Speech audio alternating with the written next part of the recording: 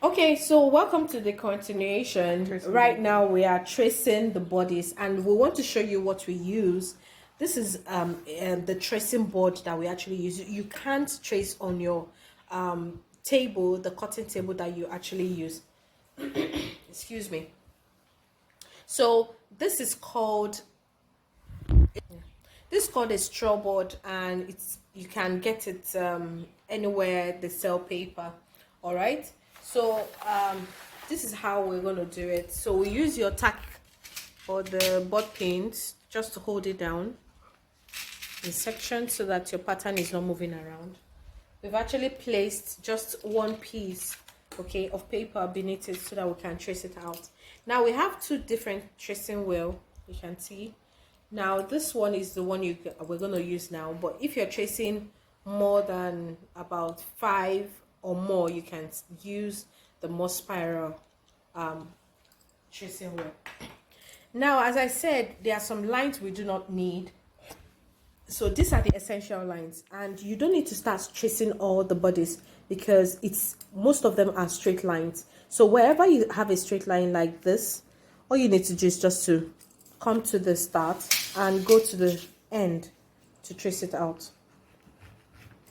Likewise for the waist, from the start, then we'll trace out the end part.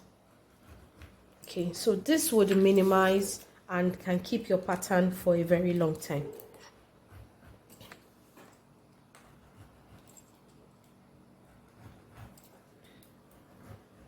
Everything that has a straight line, just keep tracing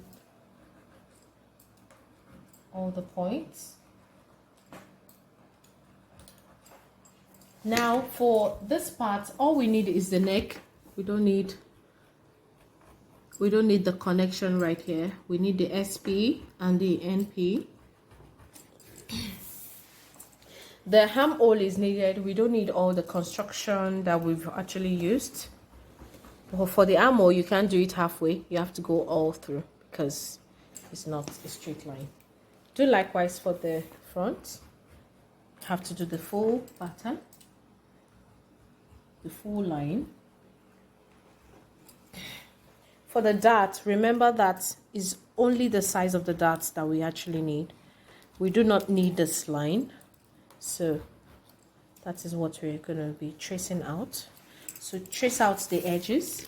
Now here you have to complete the darts so that you don't make any mistake.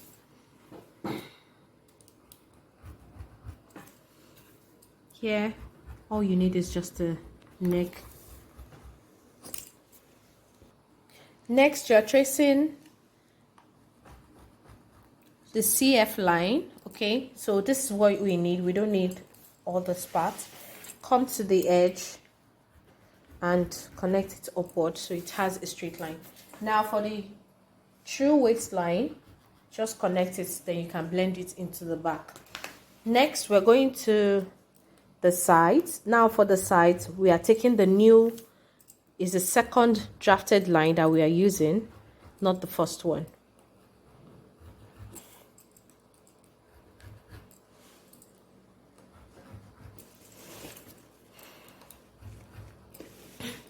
So what we usually do is to check the back if you miss any line, okay? For this part, usually we just trace out the center. You can always complete your dart, knowing that is a 1.5. Now for the CB line, which is the center back, connect it as well. And for the front, connect only the center line of the dart, then we can complete it on the part. Now you can connect your lines. So this is the draft or the pattern you see online by Natalia Bray's textbook. You want to complete your lines.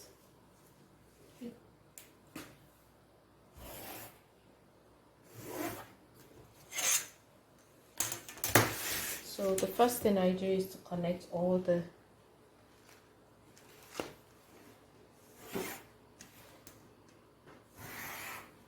always hold your rulers firm so that it does not you don't make a mistake.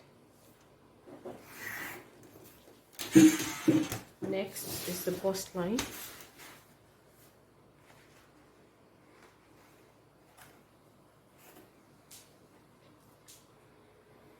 Okay.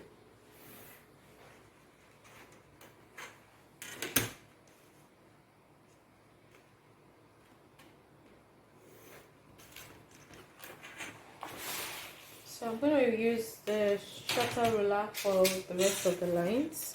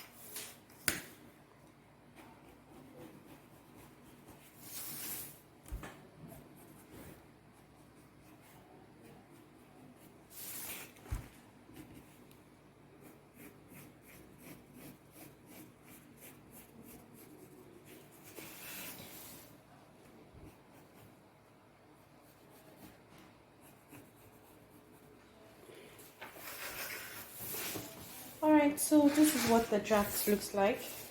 Remember to connect your darts, very important. 3 cm, 1.5 on both sides. Alright, so this is what the draft, your traced out draft should look like. Okay, now you can always indicate so you don't make any mistake.